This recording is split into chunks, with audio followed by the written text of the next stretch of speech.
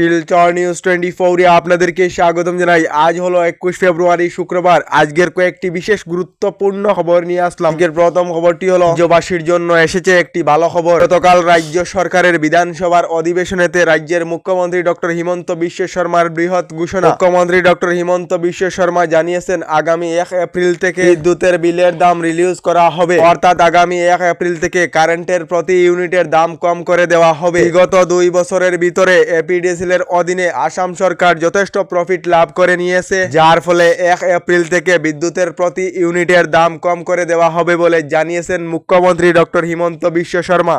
এদিকে আগামী বছর অর্থাৎ 2026 সন থেকে ম্যাট্রিক পরীক্ষা আর অনুষ্ঠিত করা হবে না। বর্তমান সময়ে ম্যাট্রিক পরীক্ষার জন্য ছাত্রছাত্রীদের উপর প্রেসার হয়ে থাকে। আগামী বছর অর্থাৎ 2026 সন থেকে ম্যাট্রিক পরীক্ষা আর অনুষ্ঠিত করা হবে না। 2026 সন থেকে ম্যাট্রিক পরীক্ষা সিবিএসইর আন্ডারে অনুষ্ঠিত করা হবে, যার ফলে ম্যাট্রিক পরীক্ষার পরিবর্তে দশম শ্রেণীর পরীক্ষা অনুষ্ঠিত করা হবে বলে জানানো হয়েছে। এদিকে গতকাল কেন্দ্রীয় সরকার থেকে দেশের বন্যা সমস্যা থাকা রাজ্যগুলির জন্য 1554.99 কোটি টাকা আর্থিক সাহায্যের অনুমোদন দেওয়া হয়েছে। তার মধ্যে ত্রিপুরা, নাগাল্যান্ড, অন্ধ্রপ্রদেশ, তেলেঙ্গানা এবং উড়িষ্যা এই 5টি রাজ্যের জন্য অনুমোদন দেওয়া হয়েছে। কিন্তু আমাদের দেশের সবথেকে বন্যার সমস্যা থাকা রাজ্য হলো অসমের জন্য কোনো ধরনের অনুমোদন দেওয়া হয়নি বলে খবর এসেছে।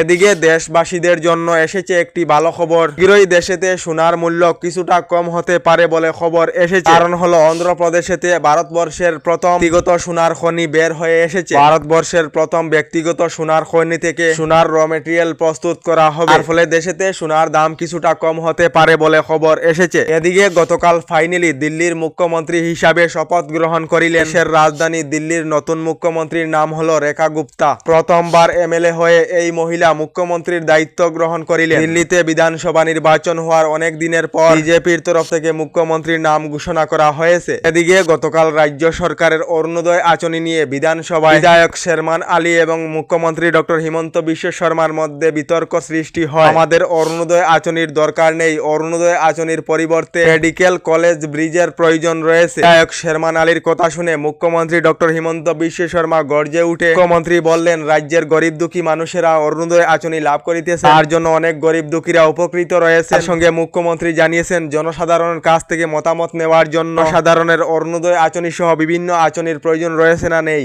আপনাদের রাজ্য সরকারের অরুণোদয় আঁচনির প্রয়োজন রয়েছে না নেই কমেন্টে নিশ্চয় জানাবেন। এদিকে জল জীবন মিশন আঁচনির উপরে এসেছে একটি বিশেষ খবর। জল জীবন মিশন আঁচনি নিয়ে গতকাল বিধানসভায় উত্তাল সৃষ্টি হয়েছিল। গতকাল রাজ্যর দলের সভাপতি অখিল গগৈ বিধানসভায় পিএইচই ডিপার্টমেন্টকে লুটমার ডিপার্টমেন্টের নাম দিয়েছে। অখিল গগৈ জানিয়েছেন টাকা খেয়ে শেষ, কিন্তু এখনো রাজ্যের অনেক এলাকায় জল জীবন মিশন আঁচনির অধীনে এক ফোঁটাও জল দেওয়া হয়নি। মুখ্যমন্ত্রী জল জীবন মিশন আঁচনির উপরে তদন্ত করিতে লাগে বলে জানিয়েছেন অখিল গগৈ। এদিকে রাজ্যের যে সকলেরা এখনো পর্যন্ত সরকারি গড় লাভ করেননি, শীঘ্রই সরকারি গড় লাভ করিবেন। নতুন করে রাজ্যের 3,88,000 লোকেদেরকে সরকারি গড় প্রদান করা হবে। সরকারি গড়ের তালিকায় নাম থাকা এবং জিওটেকিং সম্পূর্ণ হওয়া প্রতিটি গরিব দুঃখী পরিবারে লাভ করিবেন সরকারি গড় বলে ঘোষণা মুখ্যমন্ত্রী ডক্টর হিমন্ত বিশ্ব শর্মা। শীঘ্রই রাজ্যের 3,88,000 লোকেরা লাভ করিবেন সরকারি গড় বলে রাজ্য সরকার থেকে জানানো হয়েছে। তারা সরকারি গড় লাভ করেছেন না কমেন্টে নিশ্চয় জানাবেন। দিকে রেশন কার্ড নিয়ে এসেছে একটি বিশেষ খবর। এই 2024 এবং 25 বছরেতেই রাজ্যের অনেক লোকেরা নতুন রেশন কার্ড লাভ করেছে। নতুন বছরে অসমের মুখ্যমন্ত্রী ডক্টর হিমন্ত বিশ্ব শর্মা জানিয়েছেন যে প্রায় 66,62,603টি পরিবারে এই ফেব্রুয়ারি মাসেতে বিনামূল্যে সামগ্রী লাভ করেছেন বলে জানিয়েছেন মুখ্যমন্ত্রী ডক্টর হিমন্ত বিশ্ব শর্মা। অর্থাৎ রাজ্যে নতুন করে আরো গরিব দুঃখীর সংখ্যা অনেকটাই বৃদ্ধি হয়েছে। আমাদের ডেইলি খবরগুলি ভালো লাগলে আমাদের ভিডিওতে লাইক দিয়ে চ্যানেলটিকে সাবস্ক্রাইব করে নেবেন।